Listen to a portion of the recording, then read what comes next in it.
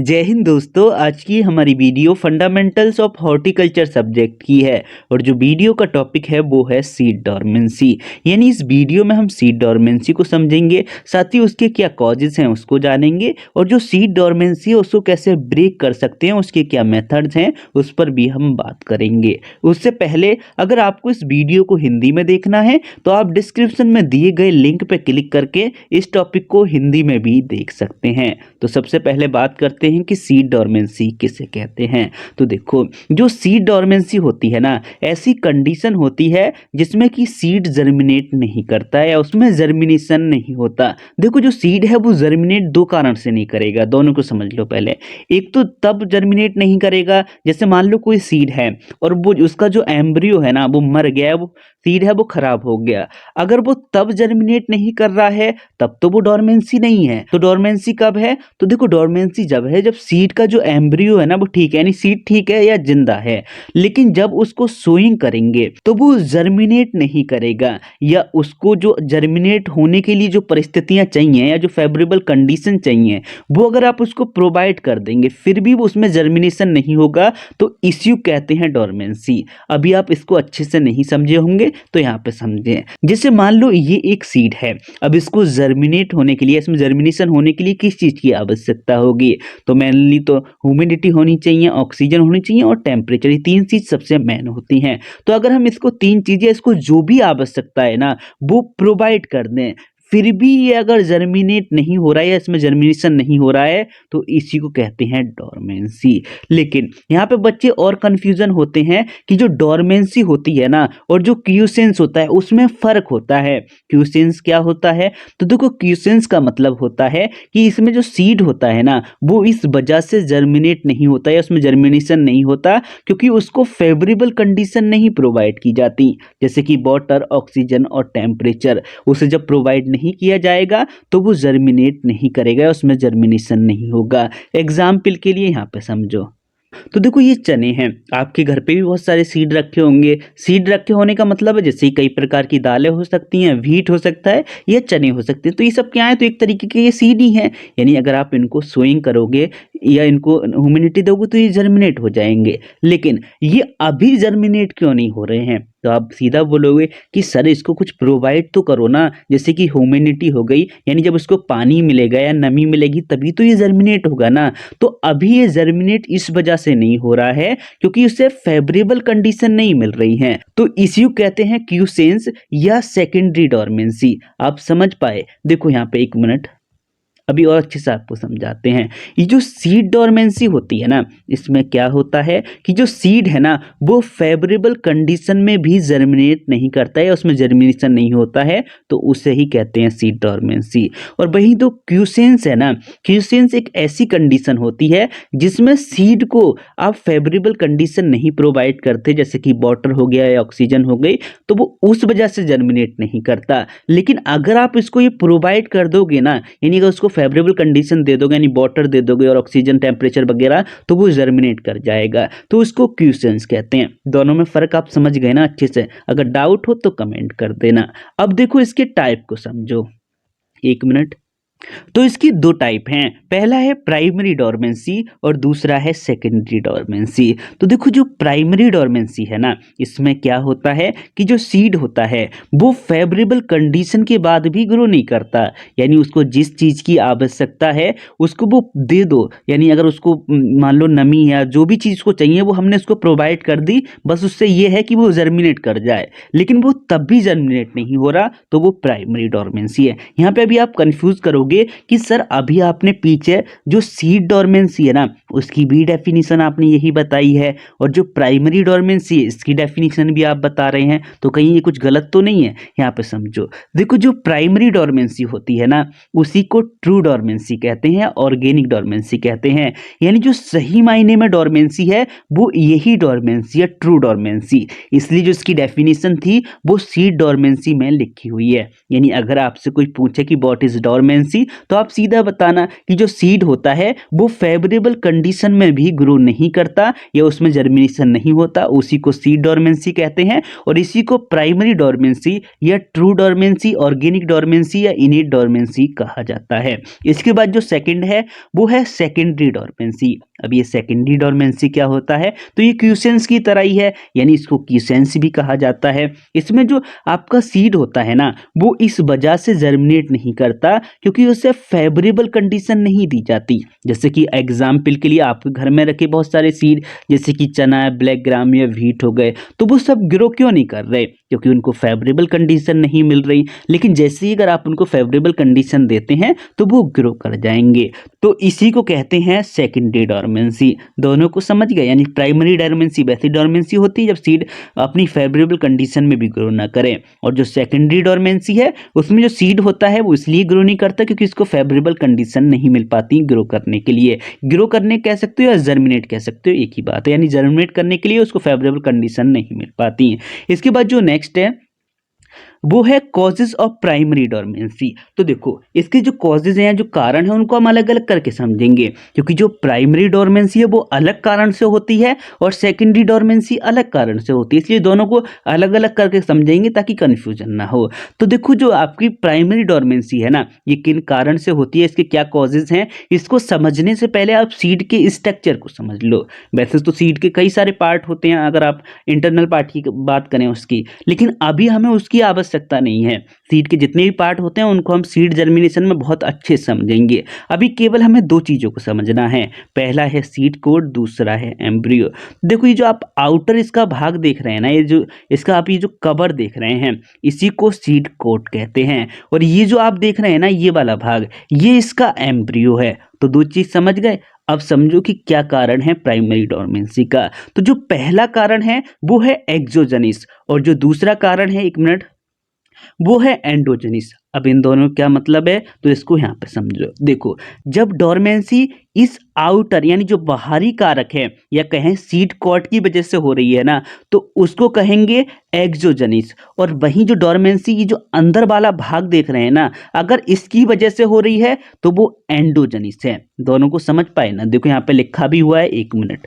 जो एक्सोजेनिस है, structure outside the seed और एक्सटर्नल फैक्टर प्रिवेंट जर्मिनेशन। आप समझ गए, यानी जो बाहरी कारक हैं, जो बाहरी फैक्टर हैं, उनसे जब जर्मिनेशन नहीं होता तो उसी को कहते हैं एक्सोजेनिस। अभी कौन से कारक हैं, तो पहला है हार्ड सीड कॉर्ड, यानी देखो जो सीड का बाहर वाला कवर होता है जिसको कि सीड कॉर्ड कहते हैं, अगर वो हार्ड है तब भी जर्मिनेशन नहीं होगा। क्यों नहीं होगा, तो यहाँ पे समझो। देखो जो सीड कॉर्ड होता है ना, ये सीड के चारों तरफ होता है, और सीड को जर्मिनेशन होने के लिए ना वाटर और ऑक्सीजन की सबसे ज़्यादा आवश्यकता होती है।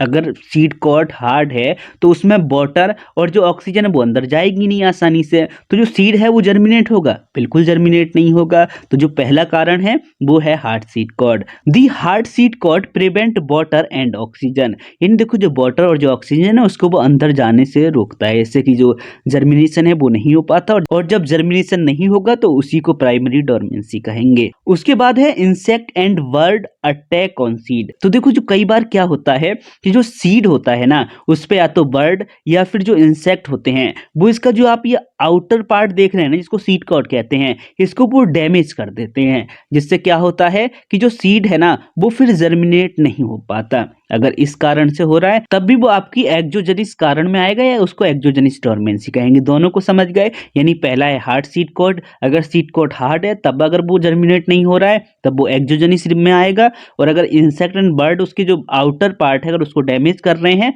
तब भी वो एक्सोजेनिस में आएगा। इसके बाद जो इसका दूसरा कारण है वो है, एक मिनट, वो है एंडोजेनिस।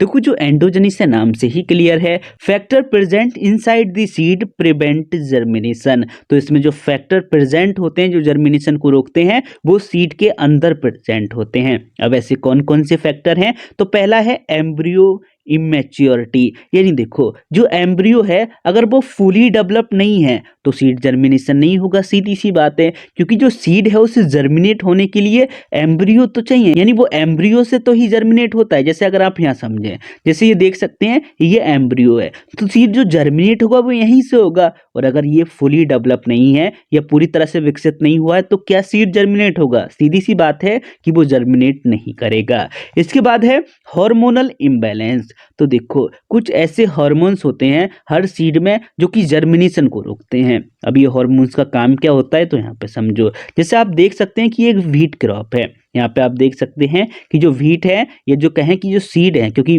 एक तरीके से ये सीड ही है ना जो व्हीट है।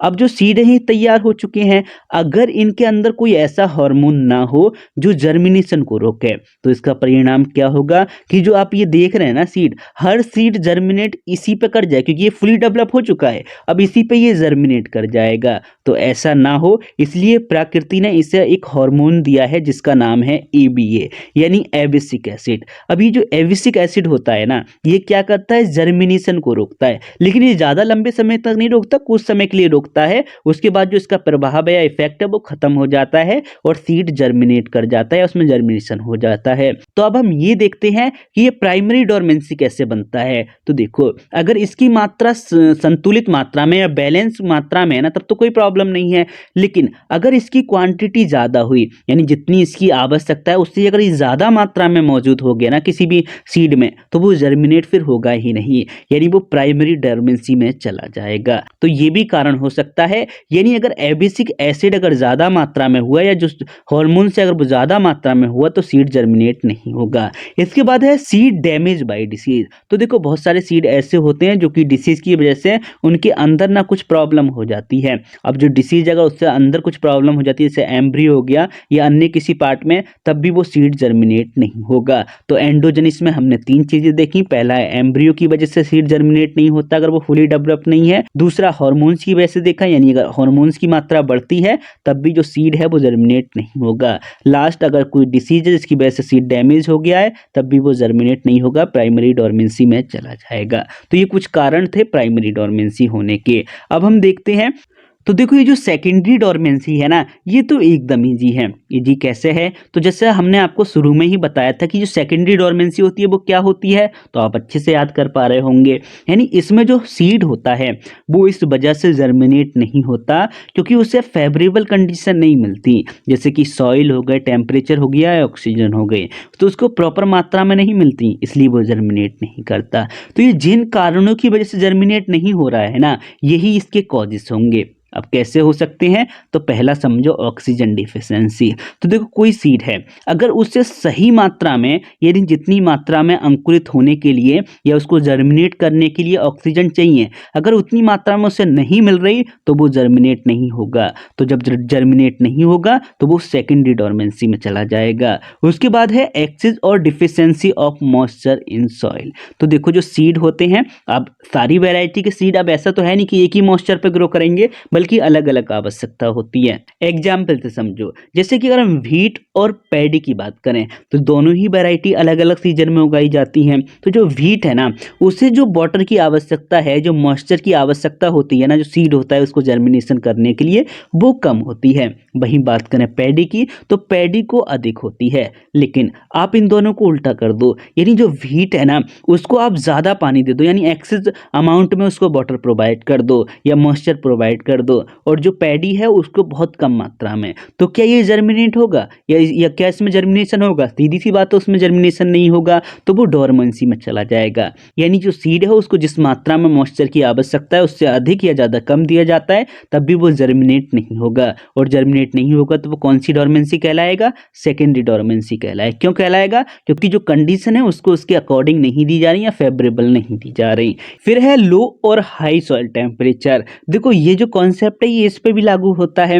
यानी अगर कोई सीड है जिसे कि जर्मिनेट होने के लिए लो टेम्परेचर चाहिए, तो अगर आप उसे हाई टेम्परेचर में सोइंग करेंगे या रखेंगे तो क्या वो जर्मिनेट होगा या उसमें जर्मिनेशन होगा? बिल्कुल नहीं होगा। यानी अगर उसे लो टेम्परेचर चाहिए तो वो लो टेम्परेचर में ही जर्मिनेट होगा। अगर हाई उसको देंगे तो वो डोरमेंसी में चला जाएगा, वो जर्मिनेट नहीं होगा। फिर है सोइंग डेप्थ इज लेस और मोर देन रिक्वायर्ड। यानी देखो किसी भी जो सीड है उसको सोइंग करने के लिए जो डेप्थ है यानी जो गहराई है, अगर वो ज़्यादा कम रखी या ज़्यादा रखी ना जितनी उसकी आवश्यकता है, तब भी वो जर्मिनेट नहीं होगा। फिर है पुअर सॉइल प्रिपरेशन। तो जो सीड सोइंग करते हैं उसके लिए सॉइल को प्रिपेयर करते हैं। तो अगर प्रिपेयरिंग है या जो टिलेज अगर वो अच्छे से नहीं करेंगे और सीड है अगर उसको ऐसे ही ऊपर से सोइंग कर दिया तो वो क्या ग्रो करेगा? नहीं ग्रो करेगा। यानी उसे जो सॉइल की मॉइस्चर चाहिए वो नहीं मिलेगा, उस वजह से वो जर्मिनेट नहीं होगा। तो जो पुअर सॉइल प्रिपरेशन है उसकी वजह से भी सीड सेकेंड डोरमेंसी में जा सकता है या सेकेंडरी डोरमेंसी में जा सकता है। इसके बाद अब हम ये देख लेते हैं कि जो डोरमेंसी है उसको कैसे ब्रेक कर सकते हैं।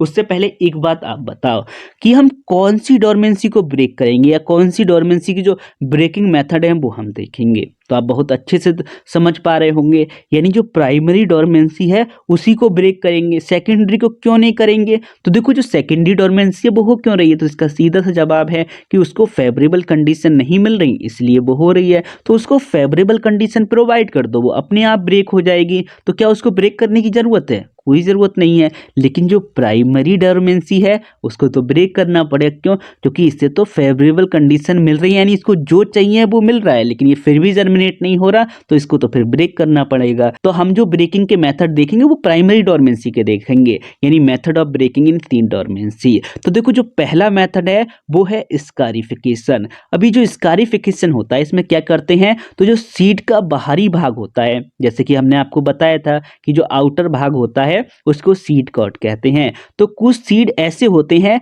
जिनका सीड कॉर्ड बहुत हार्ड होता है, तो अब जरूरी है कि उसके सीड कॉर्ड को कमजोर किया जाए। तो इस सीड कॉर्ड को कमजोर करने के लिए ना स्कारिफिकेशन करते हैं। इसमें क्या करते हैं, तो इस सीड को किसी आप रफ सरफेस पे आप घिस सकते हैं या फिर इसमें कट लगा सकते हैं। ये बहुत सारी ऐसी मशीनें आती हैं जिनकी सहायता से इसका जो सीड कोट है ना उसको आप कमजोर कर सकते हैं। साथ ही कुछ ऐसे रसायन यानी केमिकल्स भी आते हैं, एक मिनट तो फिजिकल है, केमिकल्स भी आते हैं जिनका उपयोग करके आप इसका जो सीड कोट है उसको कमजोर कर सकते हैं। तो कहने का मतलब है अगर सीड कोट को कमजोर कर रहे हैं जिससे कि जर्मिनेशन हो तो वो स्कारिफिकेशन कहलाएगा। दूसरा मेथड है स्ट्रेटिफिकेशन। देखो दोनों को याद रखना, एक स्कारिफिकेशन है, दूसरा स्ट्रेटिफिकेशन है। ये जो स्ट्रेटिफिकेशन है ना इसमें क्या करते हैं, तो इसमें टेम्परेचर ट्रीटमेंट करते हैं। यानी जो सीड होता है उसको लो टेम्परेचर और हाई टेम्परेचर ट्रीटमेंट देते हैं। तो जो पहला इसका मेथड है वो है कोल्ड स्ट्रेटिफिकेशन।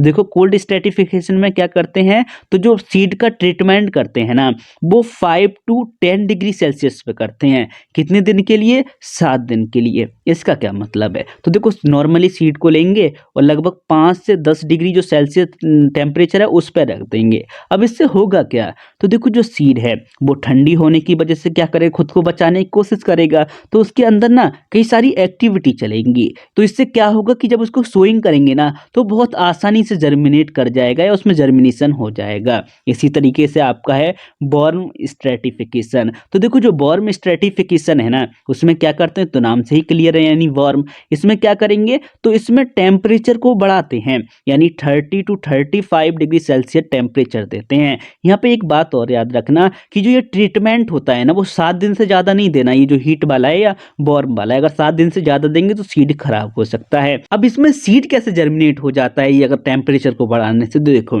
जो सीड होता है उसके अंदर ह्यूमिडिटी होती है यानी नमी होती है। तो ये जो ह्यूमिडिटी है, कहें कि जो वाटर की उसमें मात्रा है ना उसको सीड बचाने की कोशिश करेगा। अगर उसके अंदर से ह्यूमिडिटी सारी सूख गायब हो जाएगी तब भी तो वो सीड खराब हो जाएगा। तो टेम्परेचर बढ़ने की वजह से उसकी जो अंदर ह्यूमिडिटी है वो कम होगी, सीड उसको बचाने की कोशिश करेगा, तो उसके अंदर कई सारी एक्टिविटी चलेंगी। तो उसके बाद जब उसको सोइंग करेंगे तो वो आसानी से ग्रो कर जाएगा। तो अब आप समझ गए ना, यानी स्ट्रेटिफिकेशन में टेम्परेचर ट्रीटमेंट किया जाता है। कौन सा टेम्परेचर ट्रीटमेंट किया जाता है? कोल्ड और वार्म। कोल्ड करते हैं 5 से 10 डिग्री और वार्म करते हैं 30 से 35 डिग्री या 30 टू 35 डिग्री सेल्सियस। इसके बाद जो तीसरा मेथड है ना ब्रेक करने का, वो है ट्रीटमेंट्स विद ग्रोथ रेगुलेटर्स और अदर केमिकल्स। यानी ऐसे बहुत सारे ग्रोथ रेगुलेटर्स और केमिकल्स आते हैं जिनका उपयोग सीड डोरमेंसी को ब्रेक करने के लिए किया जाता है। एग्जाम्पल के लिए आपका जिब्रेलिन्स हो गया, साइटोकाइंस हो गया एंड इथिलीन हो गया। इनका उपयोग भी सीड की जो डोरमेंसी है उसको ब्रेक करने के लिए किया जाता है।